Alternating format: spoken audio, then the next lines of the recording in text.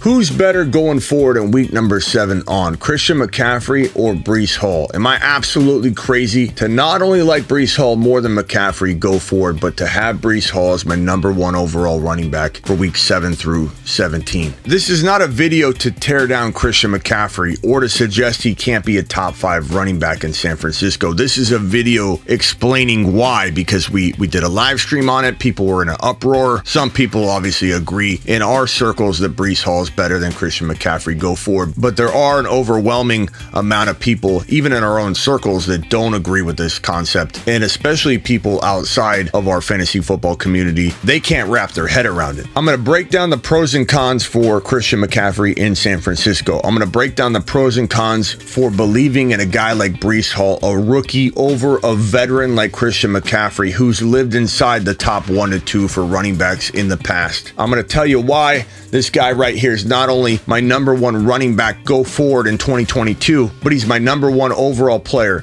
in 2023 fantasy football. And of course in Dynasty. All of this and more. The Fantasy Football Show. It begins now. This is the Fantasy Football Show with your host, Smitty.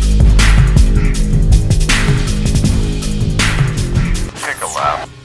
Okay, so Christian McCaffrey is now a 49er, and a lot of people are excited, and everybody should be excited. This is the biggest move in a long time, and if you're a football fan at all, you're excited about this. I mean, just seeing McCaffrey in that red is crazy. Let's talk about the cons for Christian McCaffrey in San Francisco. There are some pros, right? The Niners have one of the best defenses in the NFL, which is going to support the offense and the run game. The Niners are notorious for having one of the best running games in the NFL year after year. There should be a lot of goal line and scoring opportunities for CMC in San Francisco, more so than in Carolina. Carolina was a putrid offense. They had no quarterback. CMC was facing 8-man front after 8-man front. With all the weapons on this Niners team, McCaffrey will face less 8-man fronts and less stack box counts than he would have in Carolina. That's just fact. That's practically science. The concerns I have, though, everybody talking about San Francisco being this loaded roster. Oh my God, can you believe this roster? McCaffrey's going to blow up. There's so much talent on this roster. What does loaded really mean?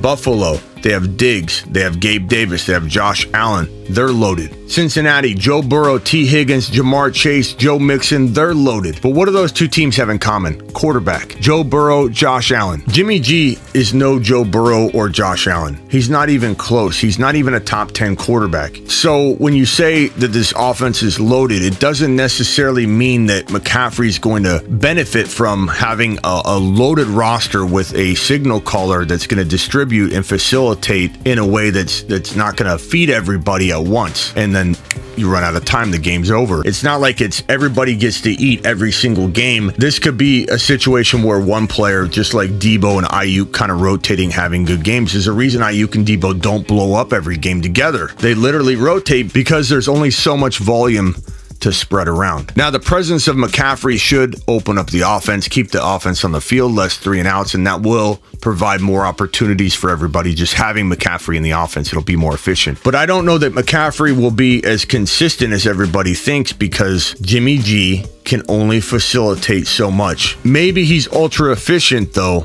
and gets enough volume on the regular that even though the attempts are lower, the efficiency, the yards per carry, the touchdown rate, all that goes up enough to wash and keep him healthy. Because the truth is, if you don't run him into the ground, McCaffrey has a shot at staying on the field, right? Shanahan worries me because this is a running back, Christian McCaffrey, that has not played a full season in 3 years. This is a running back that hasn't run for over 1,000 yards for 3 seasons. He missed 2 games in 2020. He missed 7 games last year in 2021. And surprisingly, he's only run for 1,000 yards twice in his career. He ran for 1098 in 2018, and he ran the football for 1387 in 2019. Now, this isn't a crazy alarming stat, because we all know that Christian McCaffrey is an even mix of receiving and rushing production. He doesn't need to run the ball for 1,400 yards. In fact, he barely runs the ball over 1,000. Only 1 year did he exceed 1,000 by quite a bit, and then the other year was 1098. He's not a guaranteed 1,000-yard pace type of running back in San Francisco in 2022. Currently, if you extrapolate his stats right now across 17 games, he's going to rush for about 1,100 yards. So what's my point? My point is that the Niners are a heavy run team. The Niners are very good at bubble screens and jet sweeps, and they're great at getting the football in the hands of Debo and Ayuk and players like that around and at the line of scrimmage, which is how you want to use Christian McCaffrey in the Niners offense. The question is, will they involve Christian McCaffrey in that, or will they just try and run McCaffrey up the gut 18 times a game? Because if Shanahan does that, if he runs him into the ground and tries to ground and pound McCaffrey up the gut, he's going to get injured. McCaffrey is not a 1,400-yard running back, especially at this point in his career, as he's in season number 6 here in 2022 at the age of 26 years old. Running backs decline in the 26 to 27 year range now. It's no longer 30 years old where a player declines. It is 26 turning 27. You enter your age 27 year as an RB in the NFL. It's probably your last year of elite play if you're lucky. And you start to worry when you enter that 26 to 27 age season, which McCaffrey's entering right now. You couple with how old he is with the mileage that he's taken on over his 6 games in the NFL. And he's definitely a candidate to be concerned about entering his 27-year-old season. My point is that this is not we already know what he is. He's not a 1,400-yard rusher. Maybe Shanahan knows what time it is and understands the assignment. And maybe Shanahan's going to deploy him equal part wide receiver, equal part running back. Almost the flip reverse of what Debo is. Debo's a wide receiver that plays almost like equal running back. If he doesn't have a good receiving game, he has a good rushing game. If McCaffrey's used as the inverse, the flip of what Debo's role is, then I think McCaffrey stands the best shot at staying healthy. And I'm not saying Shanahan won't deploy Christian McCaffrey in that fashion, but we don't know if he will. We don't know if his plan is to keep everything the way it is in terms of throwing the football to Debo Samuel, having Jimmy facilitate the way he currently facilitates, and then giving McCaffrey 15, 18 carries a game. If they try and do that, he will break. So that's a concern for me. The fact that McCaffrey hasn't played a full season in 3 years, that concerns me. And the fact that you have so many mouths to feed with a facilitator like Jimmy G, almost like a funnel, and you're throwing a bunch of marbles in this funnel, only so many can get through one at a time. And Jimmy G is like that. He's holding back all this talent. It doesn't matter how many players you pile up on the field offensively. You can only utilize these players so much for so long, and then you run out of time. The game's over. The team is overflowing with talent, and I just don't think they can all be utilized in one game, which is why you see a rotation of this guy going nuts, that guy going nuts. You can't even get the ball to George Kittle. I don't know that I love the crowded environment in San Francisco for Christian McCaffrey. It's exciting he got traded there. It's exciting he's playing with Debo Samuel. It's exciting that his defense is probably the best defense in the NFL. A good defense controls the clock. A good defense helps support the run game. If the Niners defense is kept off the field, that means they're fresh and they don't get injured. I think this move, the main objective of it was to keep the defense healthy, to have the offense move the football down the field, drain the clock so that the defense isn't constantly on the field, which is your biggest asset. You're winning, you're going to a Super Bowl if this defense is able to stay healthy and continue to dominate opposing offenses. And if you're 3 and out, and if you can't score more than 10 to 13 points, then the opposing offense is going to, and your defense is going to hold them all game, but eventually a team like the Bills will score 21 points, and if you can't put more than 13 points on the board, you're not beating the Buffalo Bills, even with the best defense in football. This move was to help keep the offense on the field, to help keep the defense healthy, to help move the football and score 21 points a game or more. I like it all in theory. I just don't know how I feel about the workload divide, and that Shanahan will give Christian McCaffrey equal parts receiving and rushing work and duties. Here's the other problem that I have with this situation, that McCaffrey's going to play week 7, we believe. But how much will he play? No one knows. And if anybody thinks Shanahan's going to telegraph that, or even if the news is wrong, let's say someone's giving out bad information, he's only going to get 12 snaps or whatever, Shanahan's not going to correct the record, because that gives him an advantage if defenses or fans or news wires are reporting that he's only going to get so much work. He's not going to be like, excuse me, let me correct the record. He's going to be used a lot more than that. It's to his advantage that the information's wrong. So don't expect to get any correct information from news wires or Adam Schefter or Ian Rappaport. We don't know. No one knows. They probably don't even know right now. Kyle and John don't know how much work he's going to get. He's a smart kid. Football's been in his family his entire life. He knows playbooks. He knows how to absorb. Wouldn't shock me if he was light years ahead of most people moving teams. But there's still a general thinking that week number 7 is going to be bland. It's going to be 10 to 12 potential snaps. It might be 15. Maybe he gets 8 carries. We don't know. Maybe he gets a goal line carry and scores a touchdown. But the thinking is week 7 might be bland. It might be a nothing burger. You got to put him out there if you've got him, unless you've got some kind of crazy Dameon Pierce option or whatever. But if you own McCaffrey, more than likely, he's your flex option at worst in week number 7. But it might not produce a whole lot of production.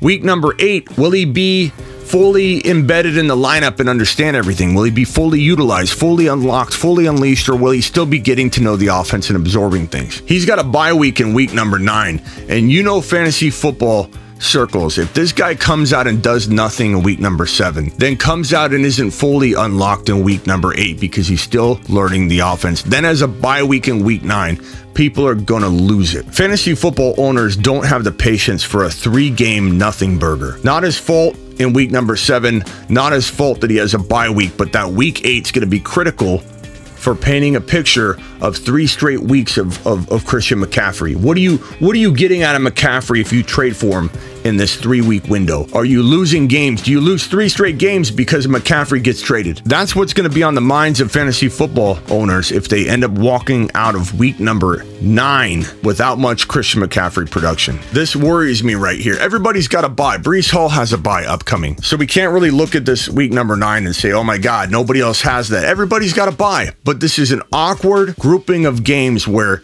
it really does come down to week number 8. Or if he gets lucky and scores a touchdown in week 7 and then does good in week 8. This worries me. This right here is going to be, I think, what everybody's talking about. What has he done since he's gone to San Francisco? 3 straight games. Of course, the bye week doesn't matter. 3 games I'm without Christian McCaffrey scoring. What am I going to do, Smitty? I can hear it now. I'm not saying that that's exactly 100% how it's going to play out, but it's on my mind. Now, if we're talking about the negatives for CMC, we got to talk about the negatives for Breece Hall. Now, granted, admittedly, I'm biased in favor of Breece Hall. You guys all know that. But he is a rookie. He is on the Jets offense, which is evolving. We don't really know what it is yet, but the defense is on fire. The defense cascades into the offense, and they help each other out. But there is that, okay, unknown factor, which I think strikes fear in a lot of conservative fantasy football owners. And I get that. That is definitely the con. But it really is the only negative when looking at this situation. Breece Hall is Christian McCaffrey in 2019. That's what I see when I look at Breece Hall. He's an absolute monster. He's matchup proof. He can catch the ball if he's not running the ball. He can run the ball if he's not catching the ball. In week number 5, he had 100 yards receiving on 2 catches. Both catches were 50-yard receptions. He scored a touchdown in every one of his last 3 games. He scored a receiving touchdown as well. He's got 4 touchdowns in the first 6 weeks, and he wasn't even utilized properly in weeks 1, 2, and 3. He's really only been unlocked for the last 3 games, weeks 4, 5, and 6, and he's number 6 overall in running back scoring through week 6. He's running back number 6 right now in fantasy football, really only being unlocked for weeks 4, 5, and 6. His last 3 games, 17, 18, and 20 carries, progressively getting better. His elusiveness is off the charts. The guy's able to matriculate down the football field, finding open lanes and dragging defenders with his elusiveness and his shiftiness into the end zone. The guy has a nose for the end zone. The team fully believes in him. They're building the offense around him. He is the offense. He's matchup proof because if the team's down and they got to throw the football, he's capable of being the number 1 wide receiver on the roster. He is the number 1 wide receiver on the roster. He's the most reliable pass catcher on the roster right now. Go forward. And if the Jets are up or the game's really close and they're able to run the football, he's going to run the football. This guy can be a 100-yard receiver or 100-yard rusher or 200 total yard player on any given Sunday. He's got double-digit touchdown production written all over him every season he plays. He's my number 1 overall player going forward. He's my number 1 dynasty player in 2023 and beyond. And he's my number 1, obviously, redraft player in 2023 if we're drafting today for next season. You can trust the household name, the guy that has been the number 1 running back for multiple years before, that's going to San Francisco, that played 2 games in 2020, that played 7 games in 2021, that hasn't rushed for 1,000 yards in 3 years, that plays on an offense that has tons of talent, but really a mediocre facilitator in Jimmy G. Or you can trust the guy that I've been preaching about all offseason long as a top 5 running back as a rookie, meaning there's no surprise here. It's not like this is coming out of nowhere. We expected this to happen, and it's unfolding the way we predicted. If you're a petrified Peter or a worried William, I get your hesitation, and I know you want to go with what's familiar. And I'm not going to make you take a lap over it. Okay, maybe a little one. But if you're one of those people like me that is gut driven, you'll roll the dice, you'll take some gambles, you don't need to see something before it happens to believe in it, then Breece Hall is your guy going forward. It's not for everybody. Is there risk involved? Yes, but here's the thing. If you come to me and say, Smitty, I pulled it off. I traded Breece Hall straight up for Christian McCaffrey. We did it. I'm not going to pat you on the back or tell you you did a good job because you're not listening to what I'm saying. Christian McCaffrey has higher fair market value than Breece Hall. Just because a home's going to be worth $500,000 in 1 year doesn't mean you buy the house for $400,000 when it's appraised for $300,000. Christian McCaffrey has more value than Breece Hall on the trade market. You can get a Gabe Davis and a Breece Hall for Christian McCaffrey. You can get a Michael Pittman and a Breece Hall for a Christian McCaffrey. You could go get an ETN, Travis Etienne, who I believe we're talking about, like we're talking about Pierce and Walker right now, next week or the week after. He'll soon be in videos that are making people uncomfortable, just like this one. You can get a combination of Hall and one of those players for Christian McCaffrey straight up if you're paying attention. Don't do one-for-one trades. This is similar to Burrow in round 6 or Mahomes in round 3. I love Mahomes in round 3, and if I'm trading Burrow and Mahomes straight up, you can make arguments for either one, and you could say, why not take Mahomes? But when you're equating it to draft value and what you can do with the capital that you're saving by spending your 6th rounder on Burrow and using your 3rd rounder on Breece Hall, like so many of us did, like so many of us. Let's go! Mashed potatoes!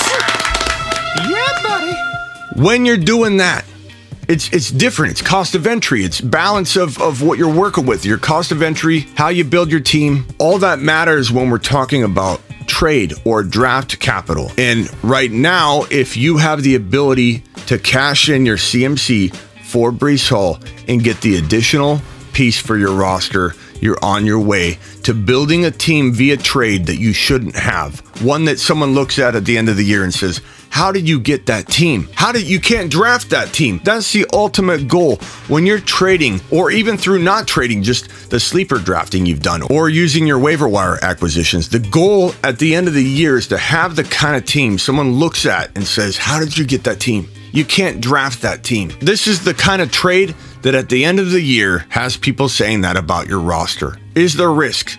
Absolutely. Anybody can get hurt at any moment. You can't predict some injuries. But this guy's got a long history of injuries. His team has a long history of injuring players. And you might say, okay, that's not fair. They didn't injure the players. Okay, however you want to paint the picture, that the running back room in San Francisco is always banged up. And there's something to be said about how they practice and play in the scheme that injures players more often than other teams injure their players. You can argue it all you want, but the numbers are the numbers, the facts are the facts, and I think it's safe to say that a logical mind could conclude that if you're a 49er, you have a higher risk of injury, whatever the reason is. And it's not just because football is football. Smitty, people play football, they're going to get hurt. That's true, Bob.